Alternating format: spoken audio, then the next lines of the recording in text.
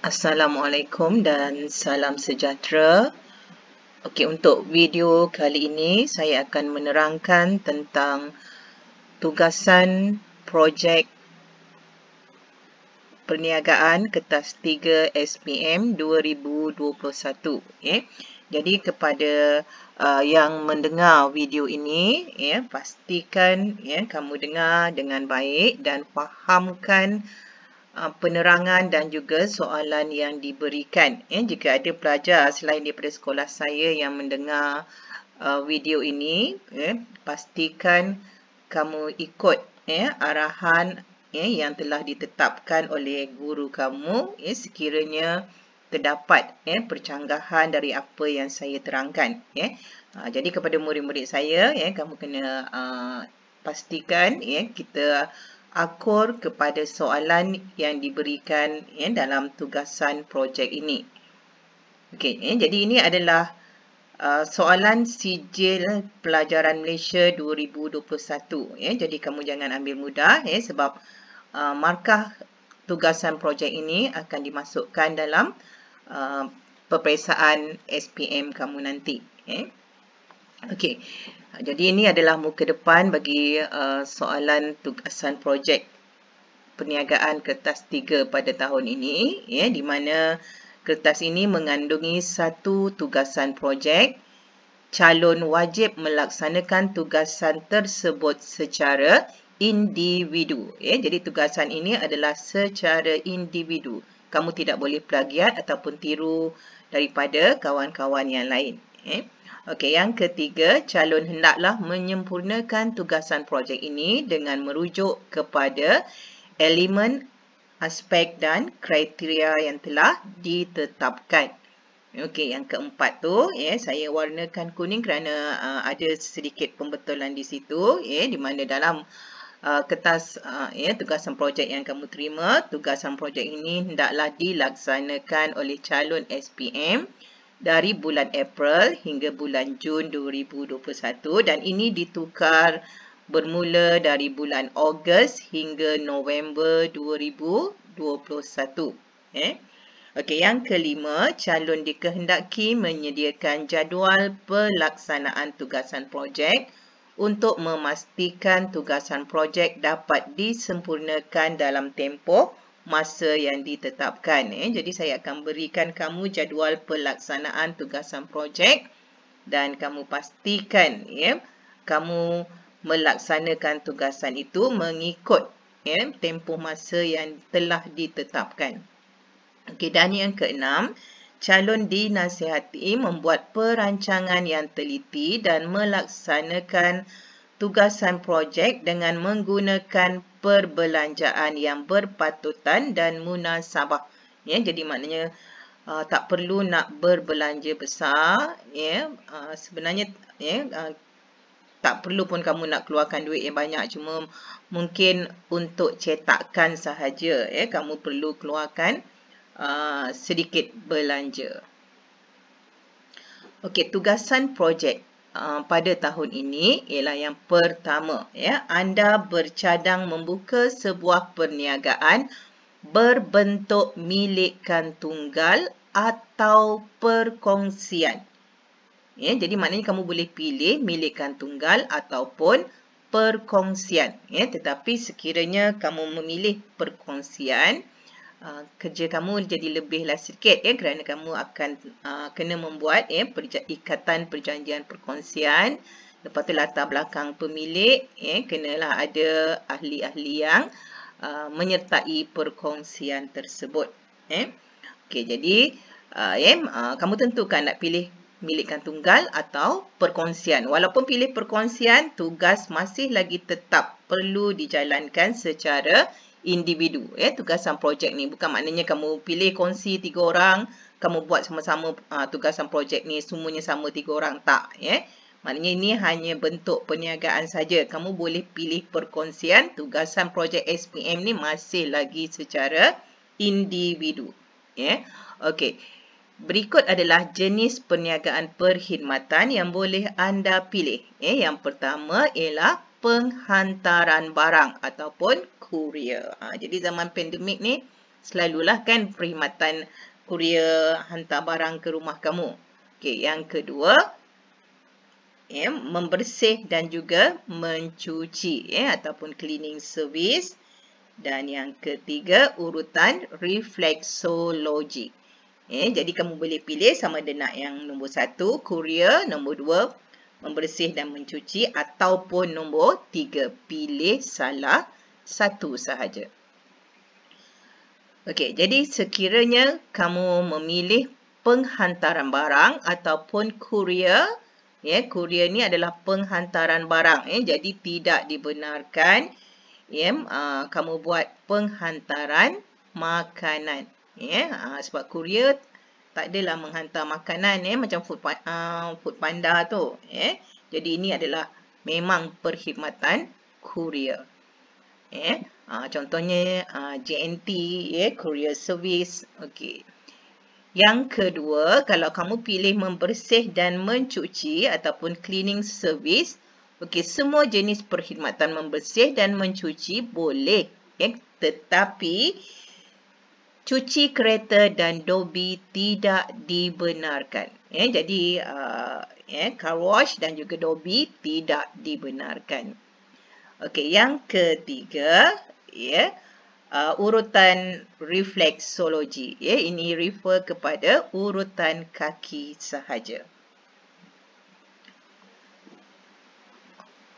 Okey, jadi dalam soalan, premis bangunan akan disewa. Jadi jika pilih kurier, semua urusan perniagaan berlaku di premis. Maknanya dalam soalan kita terpaksa menyewa premis. Tak kira lah perniagaan mana. Nombor 1 ke, nombor 2 ke, nombor 3, kita kena sewa premis. Tapi kalau kita pilih kurier, maknanya semua urusan perniagaan berlaku di premis. Tapi kalau kita pilih nombor 2 ataupun nombor 3, premis yang kita sewa tadi hanya untuk tujuan pejabat urusan sahaja. Jadi perkhidmatan hanya dibuat di tempat pelanggan. Maknanya kamu kena bertemu dengan pelanggan. Dia jadi mobile untuk pembersihan dan juga refleksologi. Okey, seterusnya anda dikehendaki menyediakan satu rancangan perniagaan yang lengkap bagi satu jenis perniagaan yang dipilih.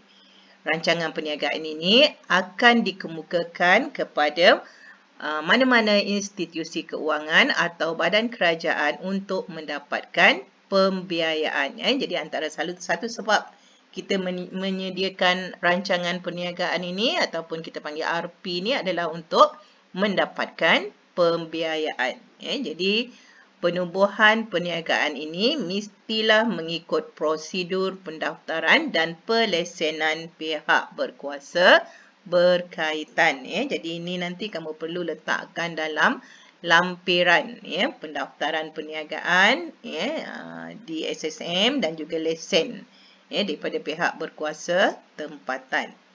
Okey, yang ketiga, modal perniagaan. Jumlah modal adalah antara RM40,000 hingga RM200,000. Maknanya minimum jumlah modal kamu ialah RM40,000 dan maksimumnya RM200,000. Ni kamu kena akur. Tak boleh nak kurang daripada RM40,000 dan tak boleh lebih daripada RM200,000. Okey, sumber pembiayaan pula diperoleh daripada kita ada dua sumber, iaitu sumber pinjaman dalaman dan juga sumber pinjaman luaran. Yang mana kamu dah belajar ni dalam tajuk sumber pembiayaan, kita ada dalaman dan juga luaran. Jadi dalaman ini sama ada kita ada simpanan sendiri ataupun boleh pinjam daripada ahli keluarga dan rakan. Kalau pinjam daripada ahli keluarga dan rakan ni kita kena bayar balik walaupun kita pinjam dengan mak kita. Jadi nak mudah, kita andailah kita ada simpanan sendiri sahaja. Jadi senang kan? Okey. Berapa kita punya simpanan sendiri. Okey, yang kedua kita ada sumber pinjaman luaran. Sumber pinjaman luaran ini kamu boleh maknanya mohon daripada pinjaman bank, mana-mana bank, ya, ataupun dengan pinjaman kerajaan. Jadi pinjaman kerajaan pada tahun ni yang dibenarkan hanya tekun nasional sahaja. Ya, jadi maknanya kita ada dua pilihan saja, sama ada bank ataupun tekun. Ya. Jadi kalau bank, ya, mana-mana bank dengan syarat jumlah pinjaman tadi, sama ada tekun ataupun bank, jumlah pinjaman adalah antara RM10,000 hingga RM200,000. Ya. Tapi kita tak akan pinjam sampai RM200,000. Ya. Sebabnya kita kena ada jumlah modal daripada sumber dalaman tadi. Jadi kalau RM200,000 ni kita dah jadi modal maksimum pula. Takkan kita nak pinjam jumlah modal maksimum. Okey, kadar faedah ataupun charge perkhidmatan yang dikenakan adalah antara 4% hingga 8%. Ya, okey, ni kita boleh tengoklah bank tu kenakan berapa peratus charge perkhidmatan ataupun kadar faedah pinjaman dikenakan. Okey, periodnya maknanya 4 hingga 8%. Okey, lepas tu tempoh bayaran balik adalah antara 60 bulan hingga 120 bulan. Maknanya kita pinjam ni dalam tempoh 5 hingga 10 tahun. Jadi ni kita pilih lah. Sama ada nak 5 tahun, nak 6 tahun, 7 tahun, 8 tahun ataupun 9 tahun ataupun 10 tahun. Samalah juga macam ni. Jumlah pinjaman ni RM10,000 hingga RM200,000. Jadi berapa kita nak pinjam? Boleh tak RM10,000? Boleh. Okey, RM20,000 boleh.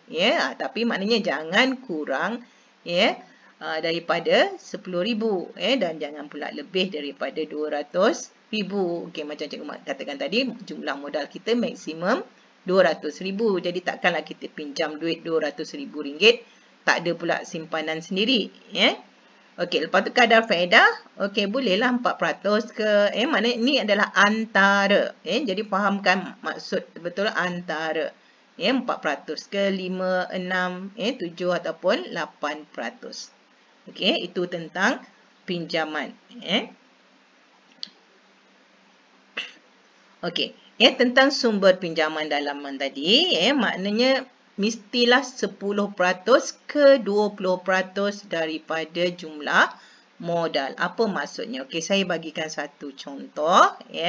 Okey, katalah jumlah modal yang kita perlukan adalah RM200,000. Pada tahun ini kamu kena tunjukkan kenapa kamu perlukan jumlah modal sebanyak yang kamu nyatakan. Contohnya kat sini, kalau perlukan RM200,000, kamu kena terangkan, kena tunjukkan kenapa kamu perlukan modal sebanyak RM200,000. Tapi sini cikgu cuma nak tunjukkan tentang bagaimana kita nak mengira berapa simpanan sendiri yang diperlukan. Kat sini dia dah bagi tahu dalam soalan, dalam soalan tugasan 10% hingga 20% daripada jumlah modal. Jadi maknanya katalah kamu dah tetapkan jumlah modal RM200,000.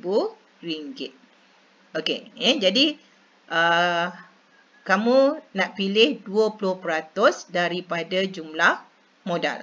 Maknanya kamu punya simpanan sendiri tu 20% daripada jumlah modal. Boleh je ambil 10%. Boleh saja ambil 15%. Ni contoh cikgu bagi.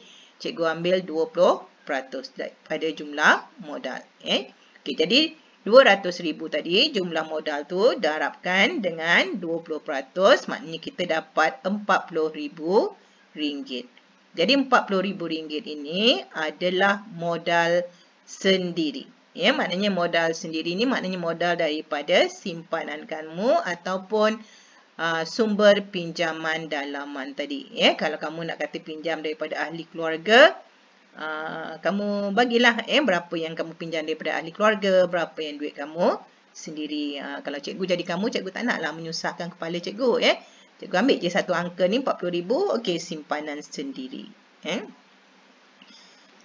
Okey, lepas tu, okey, RM200,000 maknanya jumlah modal tadi. Okey, tolakkan dengan modal kita sendiri tadi, iaitu sumber dalaman tadi RM40,000, maknanya okey, ada baki RM160,000.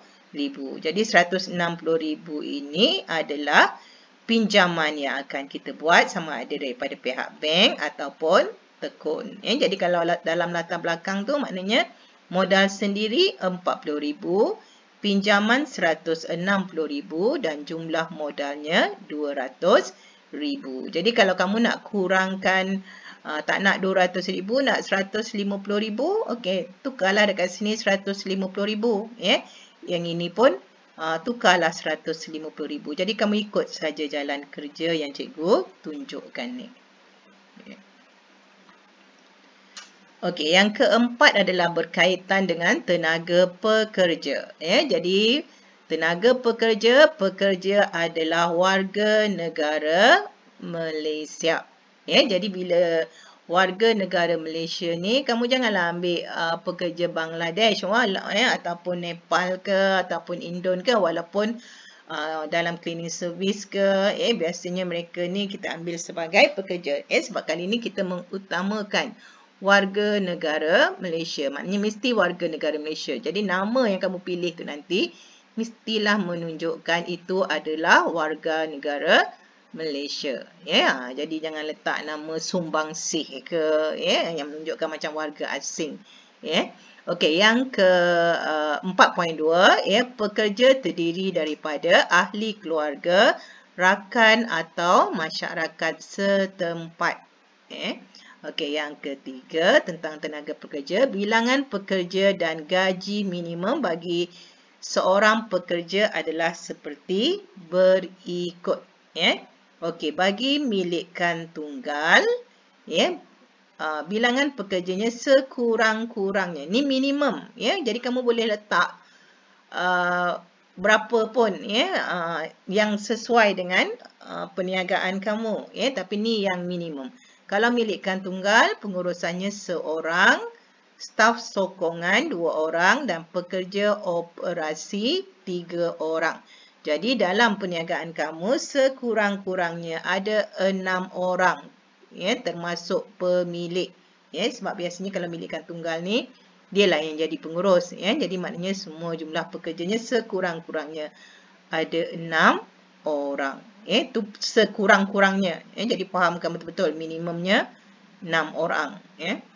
Okey. Bagi perkongsian pula, minimum bilangan orang yang menguruskan, pengurusnya ialah 2 orang, staf sokongan 2 orang dan pekerja operasinya 5 orang. Jadi bagi perkongsian, sekurang-kurangnya mereka ada 9 orang pekerja. Okey, gaji minimum bagi pengurusan ialah 2,500 seorang. Maknanya pengurusnya gajinya ialah 2,500 seorang. Macam perkongsian ni, maknanya kalau kamu pilih dua pihak pengurusan yang mengendalikan perniagaan tu, 2 pengurusnya, maknanya gaji pengurusnya dah 5,000, sebab dia seorang. Okey, bagi staf sokongan, gajinya minimumnya ialah RM1,500 seorang dan bagi pekerja operasi RM1,200 seorang. Gaji ni boleh tak lebihkan? Okey, boleh. Tak ada masalah. Tapi pastikanlah macam sesuai lah. Jangan pula gaji staf sokongan ataupun operasi lagi besar daripada pengurus. Kalau nak senang, ikut sajalah gaji minimum yang ditetapkan. Tak ada masalah. Okey, 4.4 pula. Okey, pekerja adalah tertakluk kepada caruman kumpulan wang simpanan pekerja dan pertubuhan keselamatan sosial. Perkeso ni kamu dah belajar kan dalam sumber pengurusan sumber manusia, maknanya tentang insentif yang diberikan iaitu KWSP dan juga Perkeso. Okey, ni yang cikgu letak warna merah ni adalah sedikit ralat dalam soalan kamu. Dalam soalan kamu dia tulis pertubuhan kesatuan sosial. Sebenarnya adalah pertubuhan keselamatan sosial. Okey, lepas tu 4.5 ni, okey, struktur organisasi perniagaan mestilah berdasarkan bahagian fungsian. Okey, siapa yang dah lupa tu boleh rujuk balik buku teks tingkatan 5 muka surat 21 ya, tentang struktur organisasi. Maknanya ianya mestilah berdasarkan bahagian fungsian yang nombor 1 tu ya. Dan dia mestilah tiga layer ya. Maknanya ni atas sekali pengurusan, okey, yang kedua staf sokongan ni ya, mungkin pihak pengurusan pertengahan seperti penyelia, okey, dan ni adalah bagi pekerja operasi ya. Okey, nanti cikgu akan terangkan lebih lanjut dalam kita membuat tugasan mengikut elemen-elemen nanti. Okey, yang kelima adalah berkaitan dengan utility perniagaan ya. Apakah kemudahan-kemudahan yang lain ataupun faktor-faktor lain ya yang ada yang perlu ada dalam perniagaan kita ya. Anda telah mengenal pasti lokasi perniagaan dan perlu menyewa premis perniagaan. Ni wajib ya, menyewa premis perniagaan. Jangan kata cikgu saya ada rumah nenek saya tak ada kosong apa semua. Okey, ikut soalan. Kan cikgu kata tadi akur pada soalan, perlu menyewa premis. Mungkin kamu kata kenapa nak urut refleksologi suruh pergi kat rumah tapi nak kena sewa premis cikgu. Okey, kita akur saja kepada soalan. Dia kata perlu sewa premis sebagai pejabat urusan. Dia nak bagi kamu punya perniagaan ni nampak tersusun.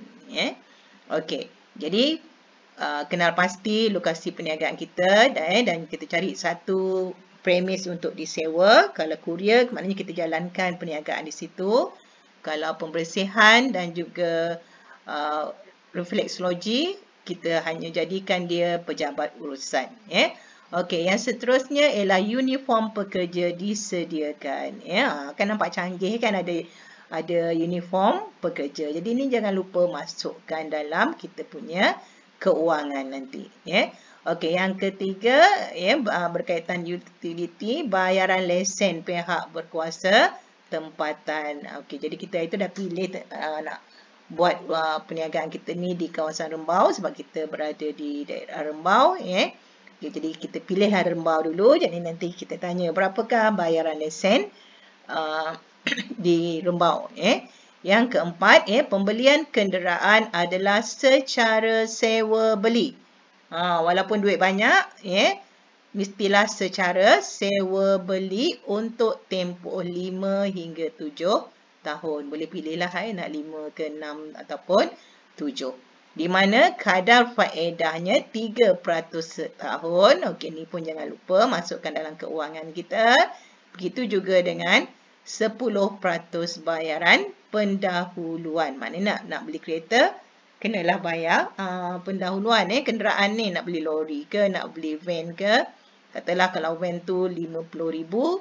Okey, maknanya kita kena bayar RM5,000 untuk bayaran pendahuluan.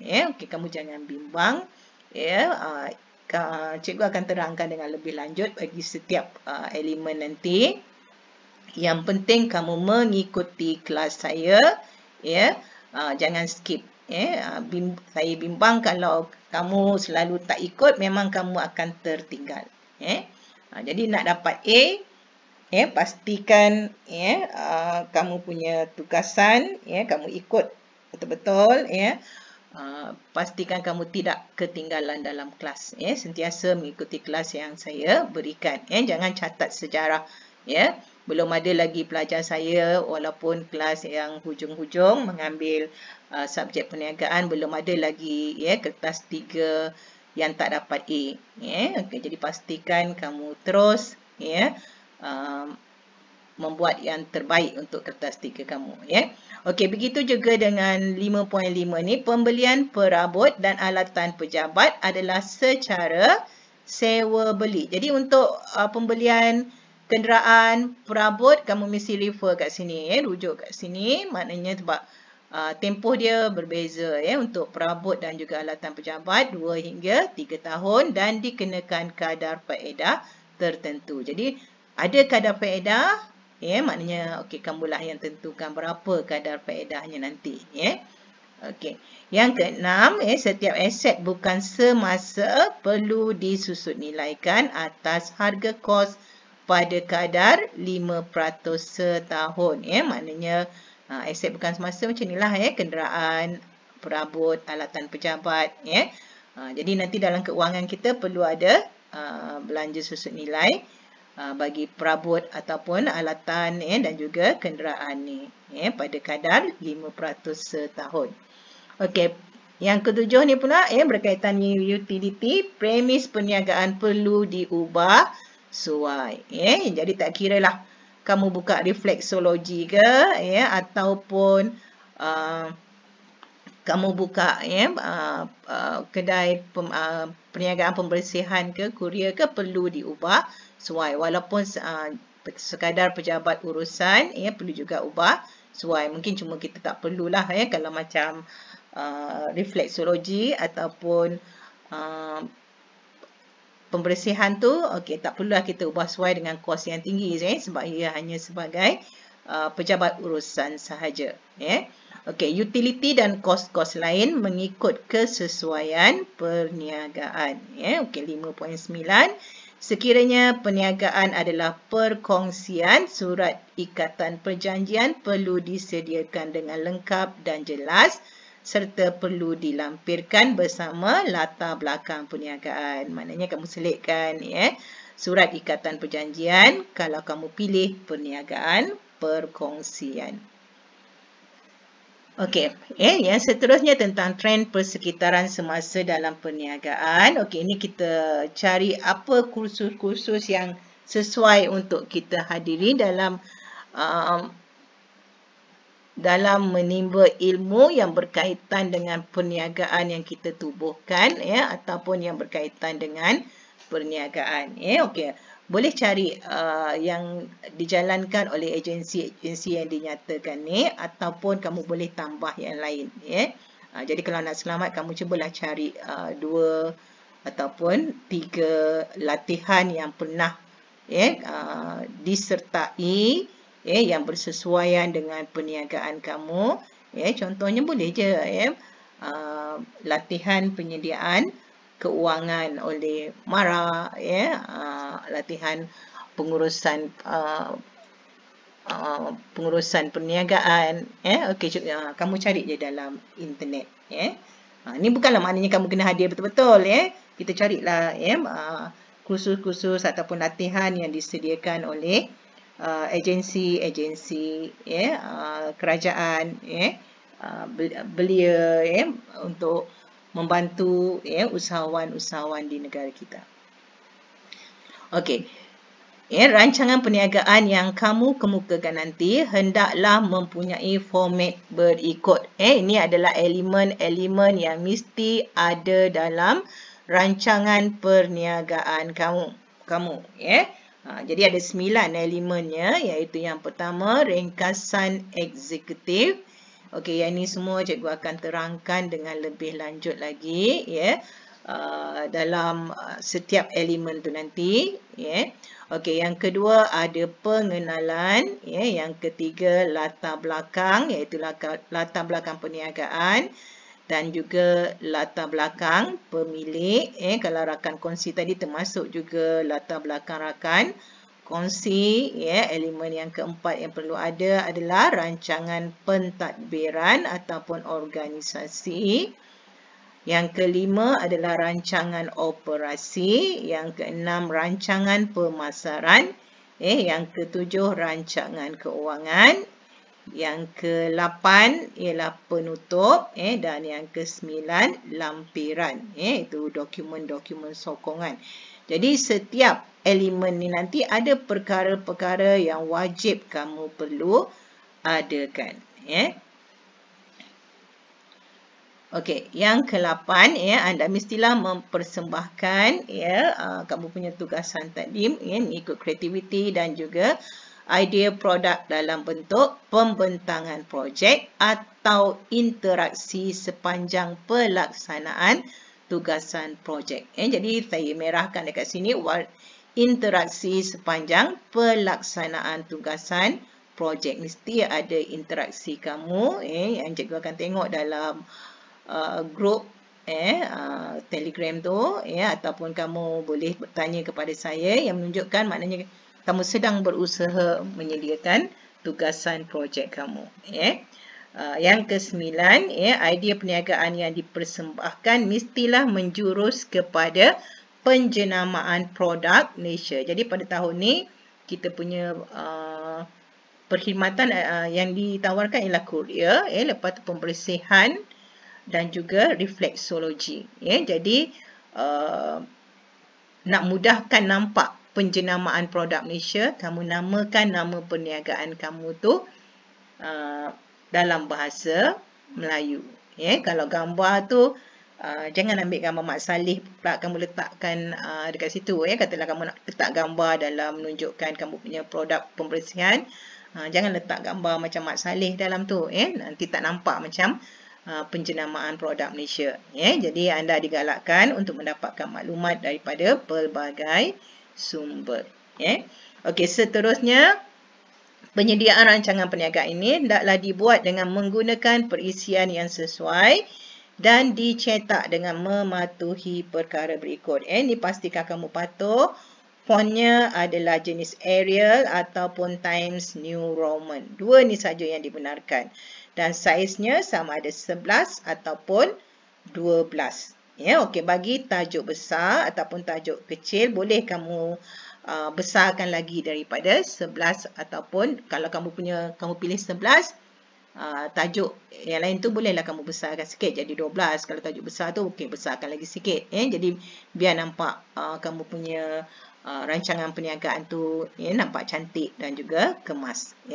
Dan saiz kertas mestilah menggunakan kertas A4.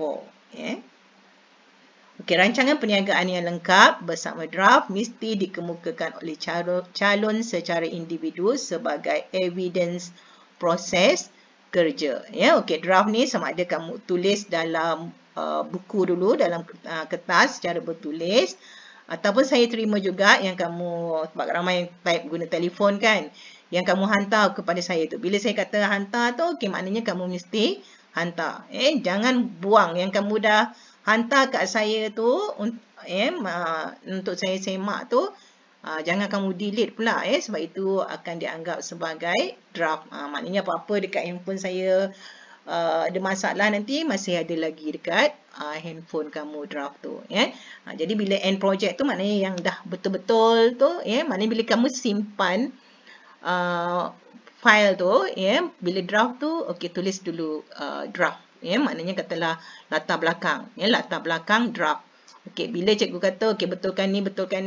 Okey, dah confirm betul. Okey, kamu simpan pula atas nama latar belakang. Okey, maknanya final ataupun kerja akhir. Yang tu maknanya untuk dicetak. Tapi maknanya draft yang kamu hantar kat saya, yang saya suruh betul-betulkan tu jangan delete terus. Perlu ada dalam simpanan. Kalau tak nanti kamu kena buat secara bertulis. Tapi yang nak buat bertulis dulu pun tak ada masalah. Tapi maknanya kerja akhir mesti dibuat dalam komputer dan dicetak. Jadi semua bentuk lakaran, lukisan, gambar rajah ataupun tulisan mestilah jelas. Penggunaan kertas warna dibenarkan. Ni dibenarkan tapi tidak semestinya. Kalau mahal tak payah.